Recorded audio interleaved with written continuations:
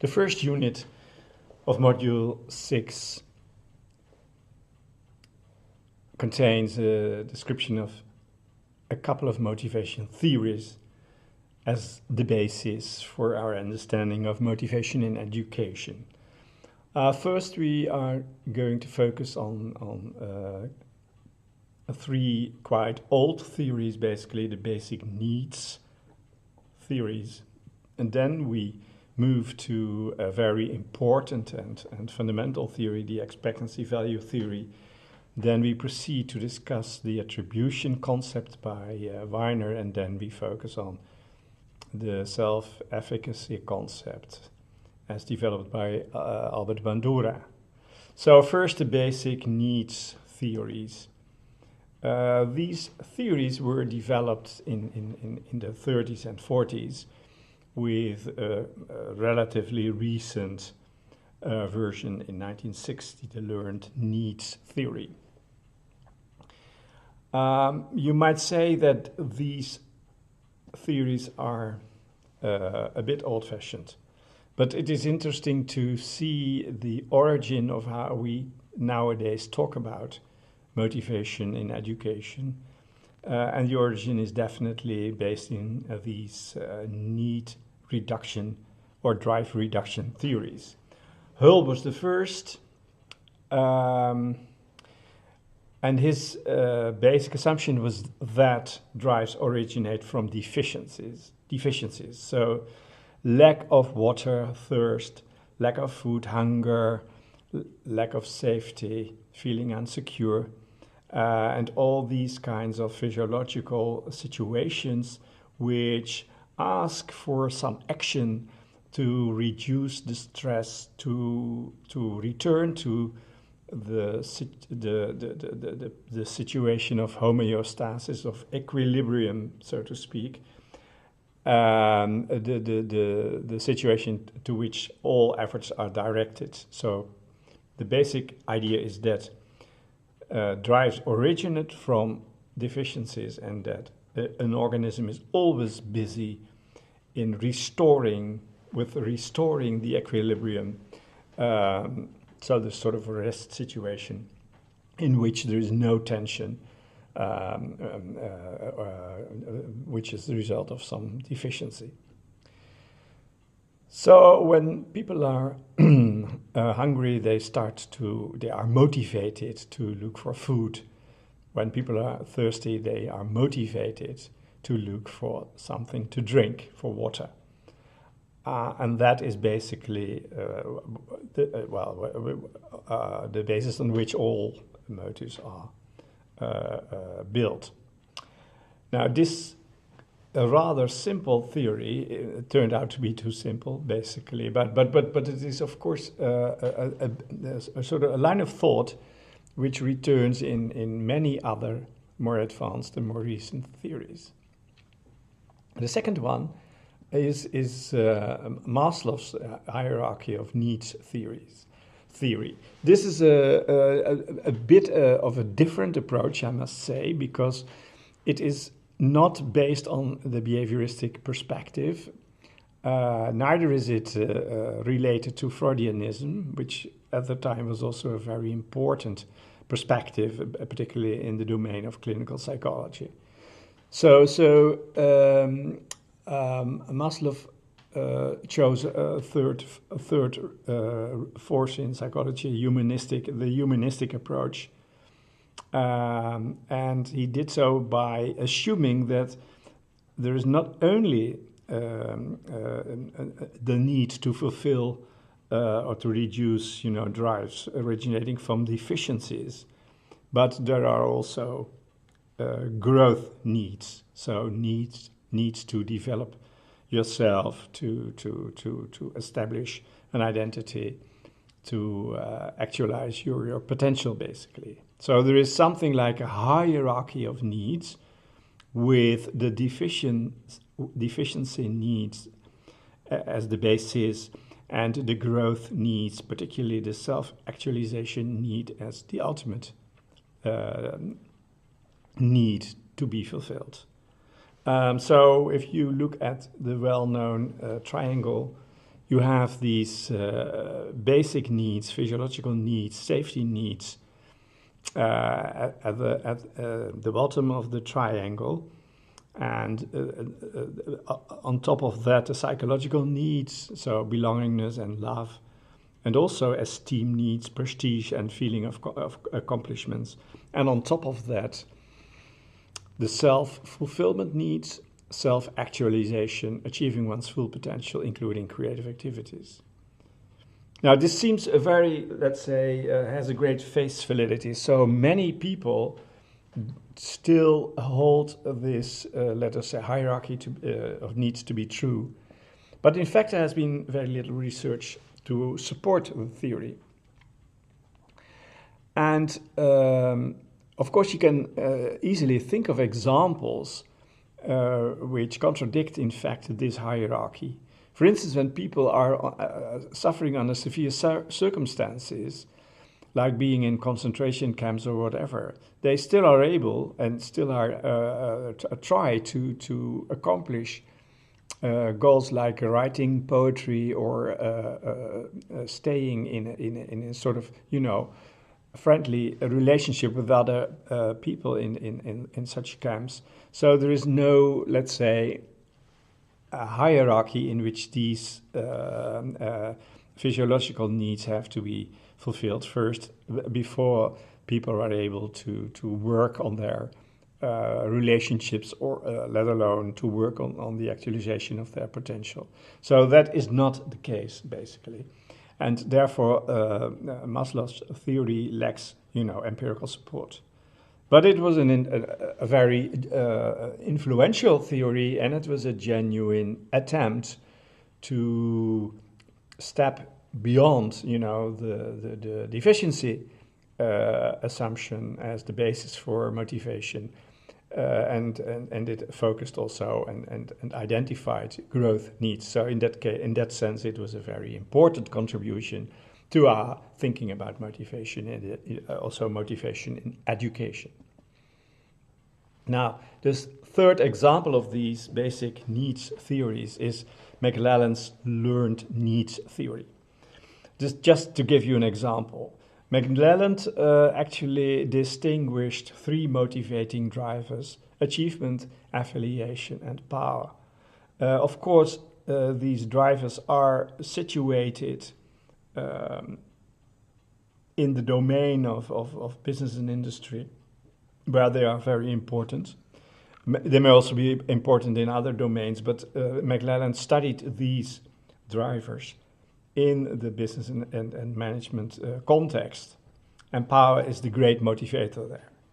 So this already shed some light on the fact that motives may be situated that in the context of your business or your organization where you have an important role to fulfill, you may be a very power-eager kind of person, whereas at home within your family, you may be another person. So we more and more are convinced now that motivation is situated and that we are not able to speak of general motives, not in that sense, but we will return to this later. Interestingly, and that's the reason why I also chose to show you this example, McLelland developed a test, the thematic apperception test, which was used to identify preferences of people as far as these, let's say, needs are concerned, which McLelland distinguished. For instance, in this particular picture, the testee has to answer the question, how do you interpret this picture? So you see a lady who is thinking and looking and thinking, and there is some sort of, it looks a bit like an evil influence trying to convince her to take some steps. Perhaps she is thinking of taking over, of using her power to take over a position or whatever. And this evil genius is trying to influence her. So that might be an interpretation. It's my interpretation. Perhaps you have a completely different interpretation. But that is exactly what the thematic apperception test is trying to find out. So this is not a test in which there are right or wrong answers. So in that sense, it's not a particular test. It's more, let's say, an attitude questionnaire. But the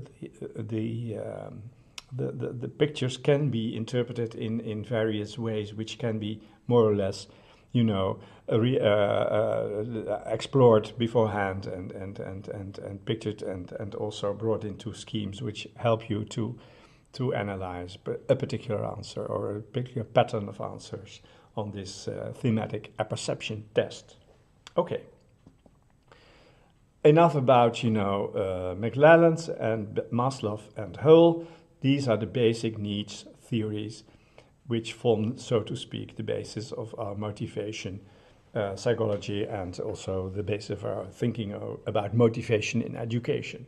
Now we proceed to the next concept, which is expectancy value. In fact, here we talk about a very important basic assumption which covers a lot of our more modern thinking about motives and motivation. The basic idea is that people, this was originally developed already in the 50s by Rotter, but we have a picture here, a diagram developed by Wickfield and Eccles in 2000, in which the expectancy value theory has been applied to the context of education. The basic idea is that people start to work on a task whenever they feel competent and or whenever they think the task is interesting, exciting, challenging, or useful, something like that. So there is a positive expectation of success, a positive expectancy, and there is a positive task value, either because of the intrinsic characteristics of the task or because of the usefulness of the task, the utility value.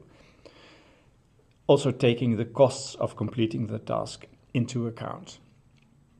So these two drivers determine whether you start to work on a task or not. They are to a certain extent independent, so you may start a task because you think you can complete the task. So in that case, the expectancy component is enough to help you to start with the task. Or you may decide to work on a task because the task is challenging and interesting, etc. That may also be a good reason to start working on a particular task. And of course, the two can, let's say, work together and amplify your motives, your motivation to start with the task. So your choice to start to work on the task. Now, Wickfield and Eccles also identify various influencing factors which determine your expectancy or your expectation of success.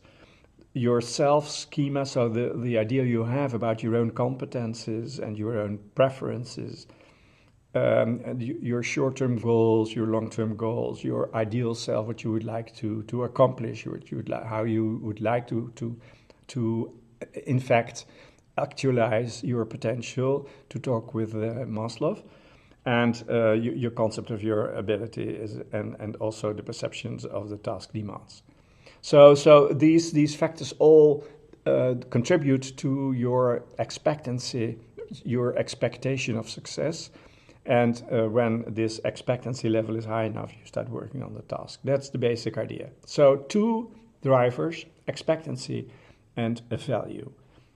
Again, they are independent, but they can, let's say, strengthen each other's influence. Okay? And then a third concept, which is very influential, that is the concept of attribution. I try to give a definition, and then I run into, explaining what attribution is about. Which kind of dimensions play a role, and how Weiner developed his model and what his model entails, basically. Now, first, to start with, I give a definition by Weiner, given written down in 1986. Attribution is the way learners determine what are the perceived causes of success and failure of their own and other learners' learning efforts. So whenever you have completed a learning task, or a task in general, you may leave out the learners. You may simply formulate people or workers in a particular domain, whatever. So whenever you have completed a task, you have to receive feedback on whether you were successful or not. Let's think that you have been successful. Okay, then the question is, what are the causes of your success? So did you, for instance, have the necessary competencies to complete the task? Or was the task simply very simple and therefore you did not have any trouble completing the task? Did you receive help from other people, which allowed you to complete the task, etc.? So you can have a myriad of reasons why you actually were successful in completing the task. Now let us assume that you failed on the task. Then again, you may consider the causes which actually led to your failure. For instance, you may not have invested enough effort to prepare for the task, or the task was completely different from what you expected it to be. Let's assume it is a test, and there were questions which you did not expect, and perhaps you were not rightly informed about the content of the test you were planning to take, etc., etc. So there may be various reasons why you think you succeeded or you failed.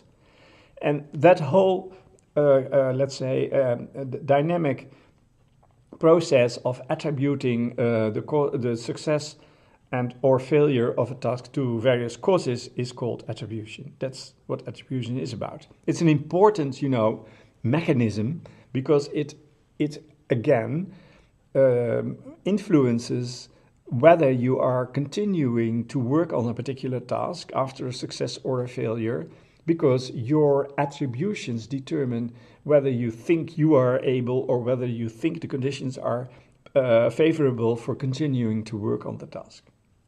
Yes? Okay. So that is the concept of attribution. Now you can imagine that there are various causes, and Warner identified at least 4 causes, and we will see that in his model there are even more. An important cause of failure and success is effort, of course. The amount of effort you invested in preparing for a particular task, whether it's enough or whether it's not enough, according to your own view, of course. This is all about perception, about perceived causes. So you might think that you have that you did enough in order to prepare for the task, or you might think that you did not do enough in order to prepare for a particular test. Your ability is, of course, also a very important influencing factor. Here you might think that your abilities are sufficient to complete the task, or you might conclude that your abilities are not sufficient, are insufficient to complete the task. And then again, it is important whether you think that abilities in general, cognitive abilities, intelligence, intellectual abilities, whether they can be developed or whether they are stable and rigid and cannot be changed. When you think that, then you have such a view on intelligence that it cannot change over time, then when you consider yourself as too low, gifted, as far as intelligence is concerned, intellectual abilities are concerned, then this is, of course, a major problem when you think that your abilities are not sufficient to complete a particular task. Okay, the level of task difficulty, again, perceived task difficulty, is also, of course, an important influencer. And then it's just a matter of good luck. You may be lucky with the questions you received in a particular test. And you may consider the fact that you could answer them as a matter of pure luck. Okay. Now, these may be causes for success, and then let's move one step further and identify dimensions of attributing. I already alluded to these dimensions with my examples. Locus of control is a very important dimension. You may think that you are the originator of successes and failures. So you are the person who caused the success or the failure. Then you have an internal locus of control.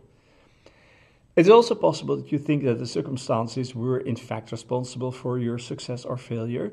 And in that case, you have an external locus of control. So both, attitudes are possible. Now, then there is the idea that causes may be stable or unstable. For instance, as I said, your perception of your own intellectual abilities may be that they are stable and sufficient, or that they are insufficient but can be improved. In fact, they are unstable, they can be improved, or that they are stable and insufficient and that nothing can be done because you're simply too stupid to do this particular task. That, of course, is very demotivating in order to continue the task. And then there is the controllability issue. You may conceive of causes which are under your control, like the amount of effort you invest, or the help. Well, let's say the existence of time, the availability of time, things you can influence and determine yourself. Or you might think of something like good luck, which is simply not controllable. It's external, it's not controllable. So controllability is another dimension. In fact, we have now 3 dimensions which with each 2 values, so we have 8 situations, and in Wiener's model these 8 situations are being distinguished.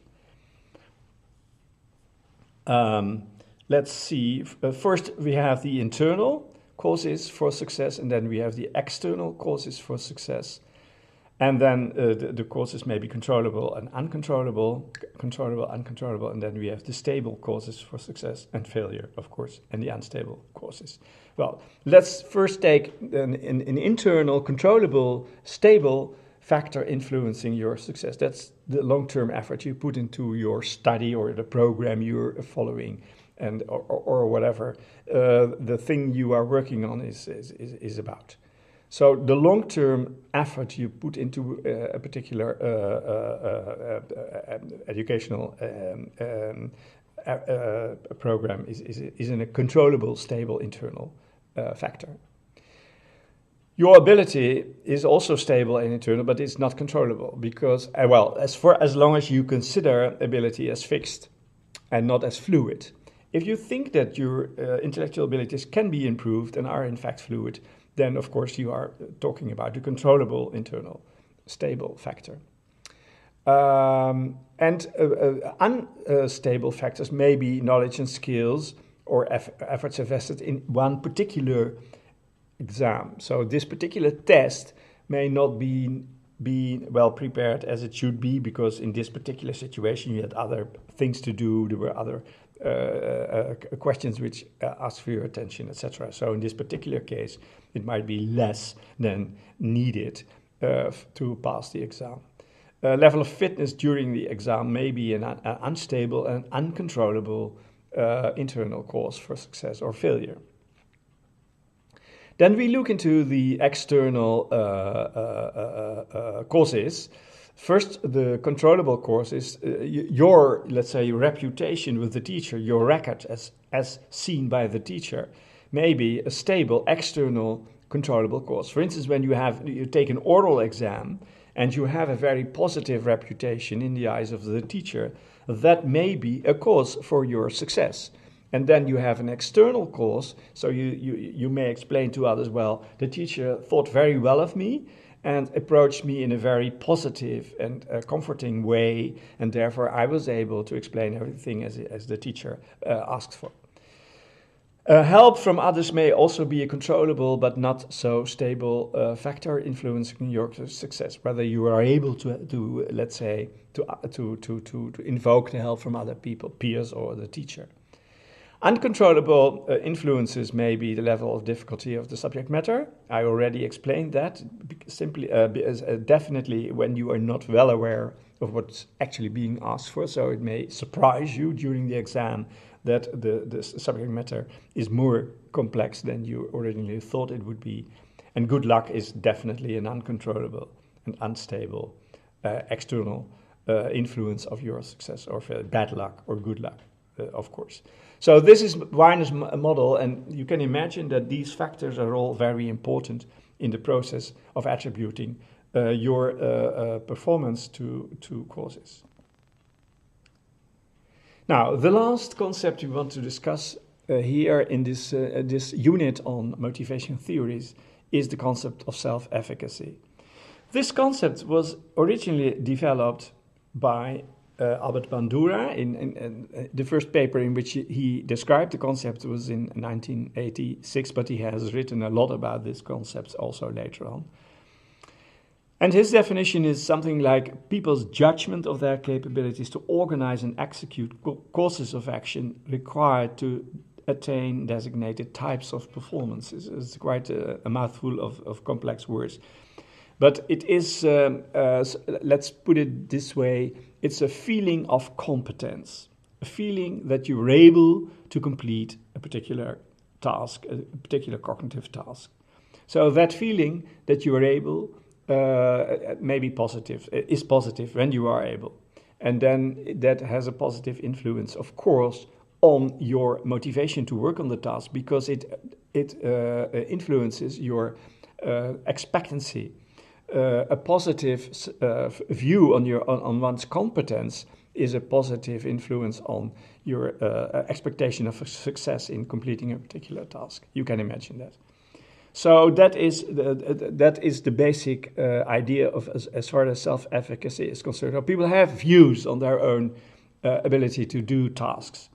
These abilities may be stable, may be general, so over a number of various tasks, different tasks, or they may be task and situation specific. Again, we talked about the situation specificity of motives and motivation. So your feeling of competence may be, let's say, restricted to particular tasks in a particular environment, in a particular situation, and it may not be extended to tasks of this category in a more general way. Or it may be that way, so you may have a general positive feeling of what you can accomplish in a cognitively demanding situation. You can imagine that there are various sources of self-efficacy beliefs. Of course, your own experience mastering tasks in the same domain, of which we are now talking as far as self-efficacy beliefs are concerned. So your own purposive performance, that is, of course, an important source of feelings of self-efficacy.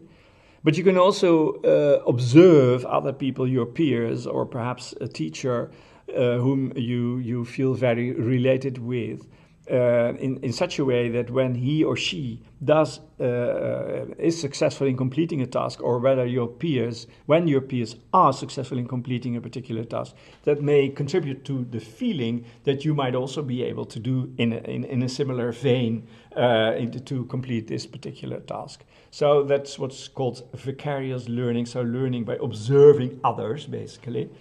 And when you see others successfully completing a task, then that contributes to your own feelings of self-efficacy as far as this particular task is concerned. People might simply persuade you that you are able to do things. We can do it. Yes, we can. The famous quote by Obama is a sort of verbal persuasion that people are able to positively change their situation, their personal circumstances, etc., etc. And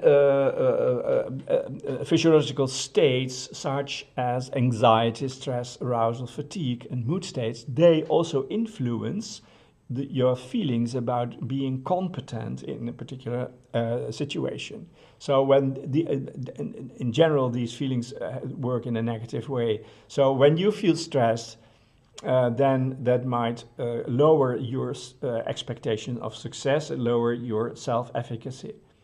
When I teach, when I go to a class for teaching, I always feel very stressed. And I will always think, why did I ever chose to do this particular task, or why did I ever chose to do this job? Why did I apply for this job? That's a feeling that has not changed over the years. So it is a stressful feeling, but I must admit that a feeling a bit stressed like this does contribute to my alertness.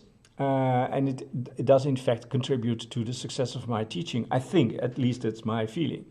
So although I feel uncertain about my competence at that particular moment and time, it does, inspire me to do the very best I can in order to arrive at a successful lecture or whatever it is I'm doing. So these physiological states may also inspire you to put more effort in a task, make you more alert in order to meet with the particular demands of the task, and make you more creative perhaps in dealing with the conditions in which you have to work. So these physiological states in general are perceived as negatively influencing, but they may also contribute to your success. Okay. So now we have, and then we bring things together, of course, because we've now introduced so many different concepts. It might be wise to try to bring them together. And that's what this particular diagram is about. Now, let's start with performance at the right end. And performance, as we know, is influenced by, or the motive to perform, the drive to perform is influenced by expectancy, your expectation of success, and value, your task value, your feeling of the task being interesting or useful. So there may be both intrinsic characteristics and extrinsic characteristics which contribute to your positive feeling about the value of the task. So we do have expectancy and value as the ultimate drivers, let's say. And they are influenced by your orientation, whether you want to learn, whether you want to develop your skills, whether you want to master a particular task, whether you are intrinsically motivated and your goals. So your goals are intrinsically directed, mastery goals, or whether you want to perform, whether you focus on your reputation or the need to arrive at certain results, etc., which is more a performance orientation. So the performance orientation may attract your attention to the expectancy side of being motivated in trying to not to fail, trying to be successful. And an intrinsic or a mastery orientation as a goal orientation may let's say focus your attention more on the intrinsic task value of a task. Okay, so this goal orientation itself as a sort of cohesive sort of representation of the goals you want to achieve with a particular task is in itself influenced by your self-schema. So the ideas you have, your self-efficacy ideas you have about performing a particular task. You can imagine that your feelings about how you are able to do a particular task are positive or negative, so they have an affective component.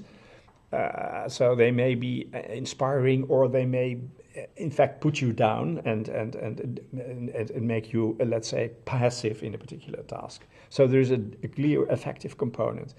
These ideas about yourself, this self-schema, may change over time. You may think of yourself as being a student, being a young professional, and perhaps being an old retired professional like I am. And your ideas about your own competences may be related to particular stages in your own career. So there is also a temporal aspect to your self-schema. You can let's say, envisage how you were when you were a young professional, for instance. So, and then there is an efficacy, of course, component, whether you are successful or not in a particular task, in this task or in a variety of tasks. So self-schemas may be focused on particular tasks, or they may be quite general, as I explained before. And then there's the value component, the importance, basically, of a particular self-schema. You can imagine that when you are a violin player and you have to perform a particular piece, then it is for you very important that you are successful in that piece, because it's part of your identity that you're able to do so. But when you are a violin player and you have to, let's say, to play a tennis game, then it might be less important for you that you succeed in playing tennis, because your identity is not with playing tennis, but with playing the violin. So you can imagine that you have schemata, for various activities, and that some activities are considered more relevant for your identity as a person, where other activities are not considered very relevant for your identity as a person. So they have a less, let's say, a positive value in terms of the value of self-schemas. So schemas are central or more peripheral as far as the idea you have of your own identity as a professional or as a person in general is concerned. Yeah. Now, these self-schemata are influenced by what other people say of you, whether they convince you of your capacities or not, as we discussed before. And they are also, of course, influenced, and there we have a feedback loop by the attributions you make, whether you consider your successes as being part of your own, let's say, efforts, and whether you consider your failures as being part of the circumstances which you cannot control. Okay, so here we see a feedback loop, and you can imagine that self-schemas determine the goals you want to achieve in a particular situation, and these goals determine whether you focus on the expectancy component of your motivation or on the value component of a task, and this together forms your influences your performance or your decision to perform. Yeah, so this schema brings everything together. Okay, that was about self-efficacy and also a bit about everything. As far as motivation theories are concerned, we have now a general idea of the basic concepts in the domain of motivation and education. And of course, you can further study more detailed and more thoroughly the meaning of particular concepts and the relevance of particular concepts in your own, let's say, project or your own environment where you are working in education.